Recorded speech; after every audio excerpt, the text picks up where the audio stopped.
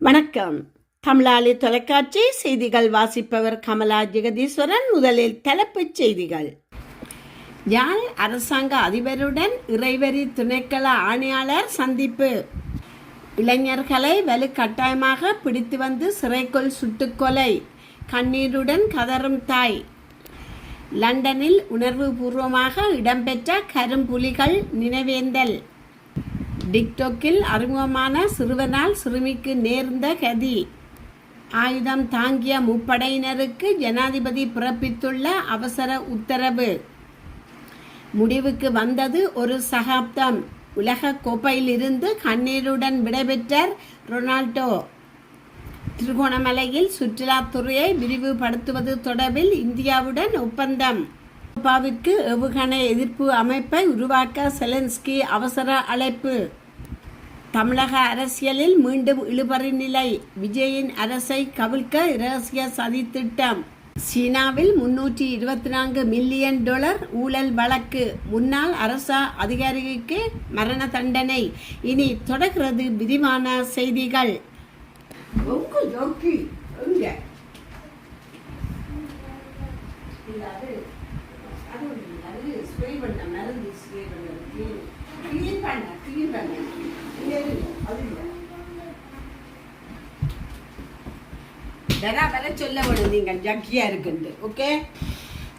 யாழ்ப்பாணம் உள்நாட்டு இறைவரி திணைக்களத்தின் யாழ்ப்பாண பிராந்திய ஆணையாளர் குணத்துங்க அரசாங்க அதிபர் மருதலிங்கம் பிரதீபனை நேற்றைய தினம் 6/7/2026 அரசாங்க அலுவலகத்தில் சந்தித்து கலந்துரையாடினார்.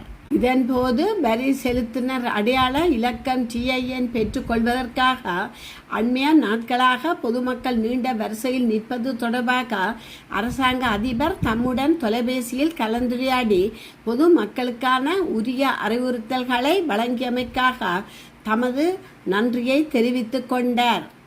கலந்துரையாடலில் பின்வரும் மேலதிக விவரங்களை யாழ்ப்பாண பிராந்திய ஆணையாளர் தெரிவுபடுத்தினார். 2023 ஆண்டு வைகாசி 31 2334 கீழ் 21 இலக்க வர்த்தமானி அறிவுறுத்தலுக்கு அமைவாக 18 வயதுக்கு மேற்பட்டவர்கள் 1/1/2024 முதல் கட்டாயமாக வரி செலுத்தினர் அடையாள இலக்கத்தினை உள்நாட்டு இறைவரி திணைக்களத்தில் பதிவு செய்து பெற்றுக்கொள்ள வேண்டும். மேலும் 2026 ஆண்டு 11 இலக்க உள்நாட்டு இறைவரி திருத்த சட்டத்துக்கு அமைவாக 1/4/2026 முதல் வரி செலுத்தினர் அடையாளம் இலக்கம் TIN பின்வரும் விடயங்களுக்கு அத்தியாவசியமானது என தெரிவித்துள்ளார். வங்கி கணக்கை திறப்பதற்கு, கட்டட திட்டத்துக்கான ஒப்புதலை பெற்றுக்கொள்வதற்கு, ஒரு மோட்டார் வாகனத்தின் பதிவிற்கு, மோட்டார் வாகன உரிமம் புதுப்பிப்பதற்கு, நிலத்தின் பதிவு அல்லது நிலத்தின் உரிமை மாற்றத்திற்கு, இலங்கையில் கூட்டிணைக்கப்பட்ட ஒரு நிறுவனத்தின் பங்குகளை மாற்றுவதற்கு, கிரிக்கெட் கார்டை பெற்றுக்கொள்வதற்கு அவசியமாகின்றது என ஆணையாளரால் தெரிவிக்கப்பட்டது. QR குறியீட்டை பயன்படுத்தி மேலும் பின்வரும் இலகு நடவடிக்கை மூலம் வரி செலுத்தினர் அடையாள இலக்கம் TIN பெற்றுக்கொள்ள முடியும் எனவும் தெரிவுபடுத்தினர். பதிவு செய்திருப்பின் QR குறியீட்டினை பயன்படுத்தி அல்லது உள்நாட்டு இறைவரி திணைக்களத்தின் இணையதளத்தில் IRD பதிவு சான்றிதழை சரிபார்க்கவும் என்ற இணைப்பின் ஊடாக மின்னஞ்சல் அல்லது தொலைபேசிக்கு OTP இலக்கத்தை பெற்று TIN இலக்கத்தை பார்வையிட முடியும். வரி செலுத்தினர் அடையாள இலக்கம் உள்நாட்டு இறைவரி திணைக்களத்தில் பதிவு செய்யப்பட்டிருக்காவிடின் நிகழ்நிலை ஒன்லைன் முறைமை மூலமாகவோ அல்லது www.ird.gov.lk அல்லது உள்நாட்டு இறைவரி திணைக்களத்தில் உரிய விண்ணப்ப படிவத்தினை பூர்த்தி செய்து சமர்ப்பிப்பதன் மூலமாகவோ பெற்றுக்கொள்ள முடியும். தற்போது பதிவுகளை மேற்கொள்பவர்களுக்கான TIN சான்றிதழ் தபால் மூலம் அனுப்பி வைக்கப்படும். மேலதிக விவரங்களுக்கு 0212217333 எனும் தொலைபேசி இலக்கத்திற்கு தொடர்பு கொண்டு அறிய முடியும் எனவும் ஆணையாளரால் தெரிவிக்கப்பட்டது. பிராந்திய ஆணையாளருடனான இக்கலந்துரையாடலில் மேலதிக அரசாங்க அதிபர் கே சிவகரன், திட்டமிடல் பணிப்பாளர் கஜேந்திரநாதன் மற்றும் உதவி மாவட்ட செயலாளர் தர்சினி ஆகியோரும் உடனிருந்துள்ளனர். நீர்கொழும்பில் 2 தினங்களாக இடம்பெற்ற வன்முறை சம்பவங்களால் ஒட்டுமொத்த நாடும் அதிர்ச்சியில் உறைந்துள்ளன. இந்நிலையில் தமது பிள்ளைகள் எந்தவித குற்றச் செயலில் ஈடுபடாத போதும் வலுக்கட்டாயமாக பிடித்து வந்து சிறையில் அடைத்துள்ளதாக பாதிக்கப்பட்ட பெற்றோர் மற்றும் உறவினர் குற்றம் சுமத்தியுள்ளனர். இந்நிலையில் நீர்கொழும்பு சிறைச்சாலையில் ஏற்பட்ட வன்முறையில் உயிரிழந்த மற்றும் காயமடைந்த கைதிகளின் குடும்பத்தினர் சிறைச்சாலையின் முன் காத்திருப்பதாக தெரிவிக்கப்படுகின்றது. எனது மகனின் முகத்தை பார்க்க அனுமதியுங்கள் என அங்கு வந்துள்ள கைதிகளின் தாய் ஒருவர் கதறி அழுவதாக தெரிவிக்கப்படுகின்றது. மகனுக்கு என்ன ஆனது என நான் பார்க்க வேண்டும். சாதாரணமாக வீட்டில் இருந்த மகனை தூக்கி வந்து சிறையில் அடைத்து விட்டார்கள். இங்கே இருக்கும் அனைத்து இளைஞர்களுக்கும் போதைப்பொருள் பாவிப்பவர்கள் அல்ல. அப்பாவி பிள்ளைகளுக்கு இந்த அநீதியை செய்யாதீர்கள் என அவர் கதறியுள்ளார்.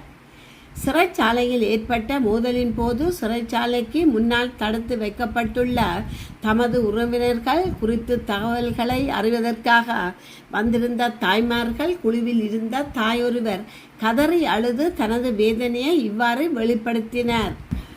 லண்டனில் கரும்புலிகள் நினைவேந்தல் நிகழ்வு உணர்வு பூர்வமாக இடம்பெற்றது. புலம்பெயர் தமிழ்நாட்டின் ஏற்பாட்டில் லண்டன் மிச்சம் நகரில் இந்நிகழ்வு சிறப்பாக இடம்பெற்றது.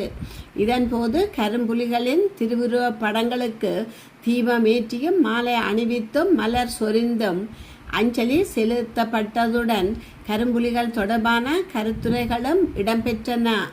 நிகழ்வில் புலம்பெயர் தமிழ் செயற்பாட்டாளர்கள் பலரும் கலந்து கொண்டமை குறிப்பிடத்தக்கது.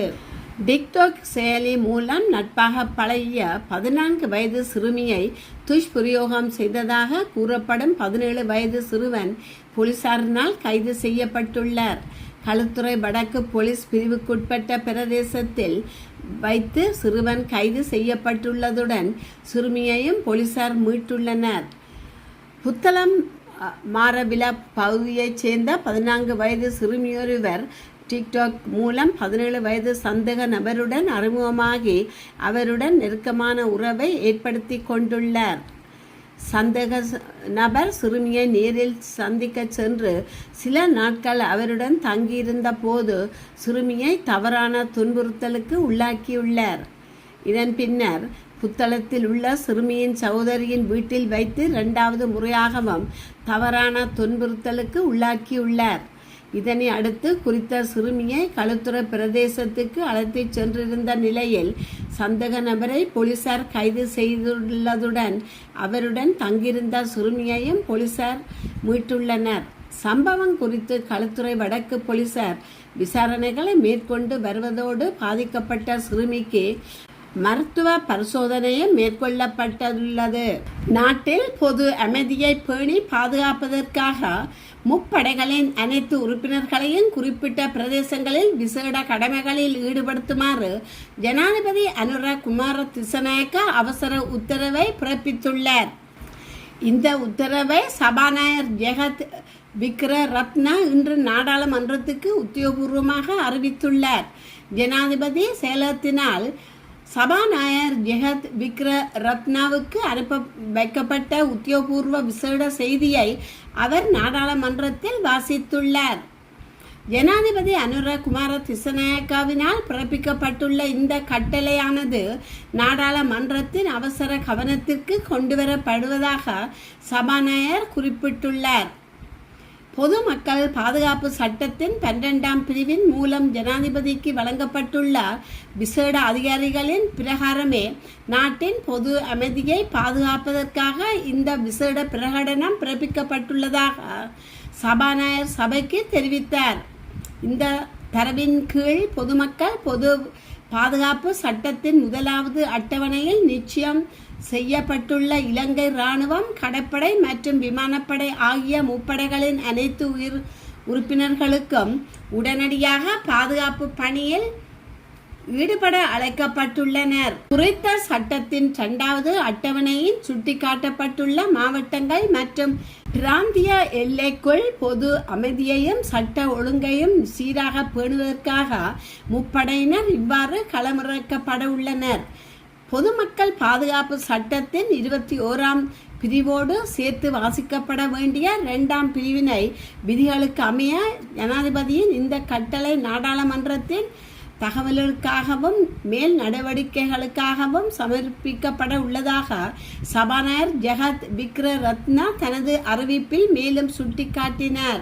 2026 உலகக்கோப்பை கால்பந்து தொடரின் சுற்று 16 போட்டியில் ஸ்பெயின் அணியிடம் போர்ச்சுகல் 1-0 என்ற கோல் கணக்கில் தோல்வியடைந்ததைத் தொடர்ந்து கால்பந்து உலகின் ஜாம்பவான் கிறிஸ்டியானோ ரொனால்டோவின் உலக கோப்பை பயணம் நிறைவுக்கு வந்துள்ளது.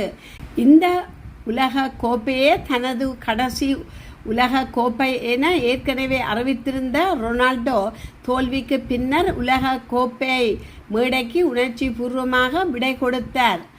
41 வயதிலும் தனது அணிக்காக முழு அர்ப்பணிப்புடன் விளையாடிய ரொனால்டோ இந்த தொடரில் நாக் அவுட் சுற்றில் கோல் அடித்து மிக வயதான வீரர் என்ற புதிய சாதனையையும் படைத்துள்ளார். சர்வதேச கால்பந்து வரலாற்றில் ரொனால்டோவின் சாதனை தனித்துவமானது. போர்ச்சுகல் அணிக்காக 146 சர்வதேச கோல்கள் அடித்து உலகிலேயே அதிக சர்வதேச கோல்கள் அடித்த வீரராக அவர் திகழ்கிறார். அதேபோல் 233 சர்வதேச போட்டிகளில் விளையாடி அதிக சர்வதேச போட்டிகளில் களமிறங்கிய வீரர் என்ற உலக சாதனையையும் தனது வசம் வைத்துள்ளார். உலக கோப்பை வரலாற்றில் போர்ச்சுகல் அணிக்காக அதிக கோல்களை அடித்த வீரரும் ரொனால்டோதான். மேலும் 2006 முதல் 2026 வரை நடைபெற்ற 6 உலகக்கோப்பை தொடர்களில் தொடர்ந்து விளையாடியதுடன் அவற்றில் கோல் அடித்து உலகின் ஒரே வீரர் என்ற பெருமையையும் பெற்றுள்ளார். யூரோ கால்பந்து வரலாற்றில் அதிக கோல்கள் அடித்த வீரராகவும் அவர் இன்னும் முதலிடத்தில் உள்ளார். கிளப் மட்டுமல்ல, தேசிய அணிக்காகவும் போர்ச்சுகலின் பொற்காலத்தை உருவாக்கியவர் ரொனால்டோ. 2016ஆம் ஆண்டு யூரோ கோப்பையை வென்று போர்ச்சுகலின் முதல் பெரிய சர்வதேச பட்டத்தை பெற்றுக் கொடுத்தார். அதனைத் தொடர்ந்து 2019 மற்றும் 2025 ஆண்டுகளில் UEFA நேஷனல் லீக் கோப்பைகளையும் போர்ச்சுகல் வெல்வதில் முக்கிய பங்காற்றினார். தனது உலக கோப்பையை பயணத்தை நிறைவு செய்த பின்னர் பேசிய ரொனால்டோ, நான் எனது முழு உழைப்பையும் ஆன்மாவையும் கால்பந்தாட்டத்துக்காக கொடுத்துள்ளேன். எனது சிறந்த பங்களிப்பை அளித்துவிட்டேன். இப்பொழுது முழு மன நிறைவுடன் தூய்மையான மனச்சாட்சியுடனும் உலக கோப்பை மேடையிலிருந்து விடைபெறுகின்றேன் என்று தெரிவித்துள்ளார். மேலும் சர்வதேச போட்டிகளில் ஓய்வு பெறுவதை பற்றி எந்த அறிவிப்பையும் வெளியிடவில்லை. மேலும் குடும்பத்துடன் நேரத்தை செலவிட உள்ளதாக குறிப்பிட்டுள்ளார். இதில் விசில் ஒலித்ததும் ரொனால்டோ ரசிகர்களை நோக்கி கைகளை உயர்த்தி நன்றி தெரிவித்தார். அவரது முகத்தில் இருந்த ஏமாற்றமும் கண்ணீரும் உலகம் முழுவதும் ரசிகர்களின் மனதை கனக்க வைத்தது.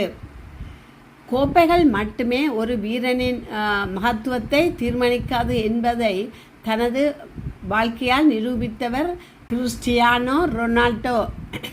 உலக கோப்பையை வெல்லும் கனவு நிறைவேறாமல் போயிருந்தாலும் கால்பந்து வரலாற்றில் என்றும் அழியாத ஒரு வாழும் ஜாம்பவனாக அவரது பெயர் நிலைத்திருக்கும் என்பது மறக்க முடியாத உண்மை.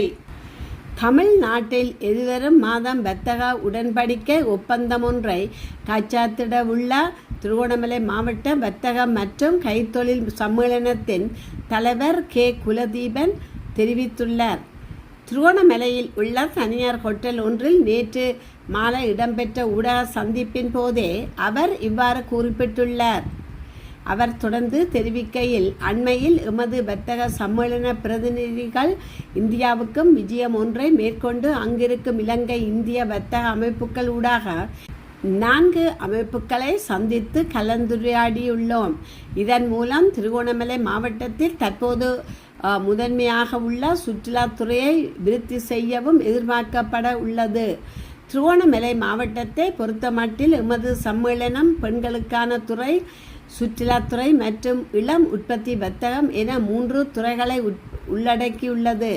இவ்வாறான நிலையில் எதிர்காலத்தில் இந்தியா போன்ற நாடுகளின் வர்த்தக உடன்படிக்கை மூலமாக முதலீட்டு வாய்ப்புகளை அதிகரித்து வேலைவாய்ப்பு உள்ளிட்ட மூலதனம் ஊடாகவும் அபிவிருத்திக்கு இட்டு செல்ல முடியும்.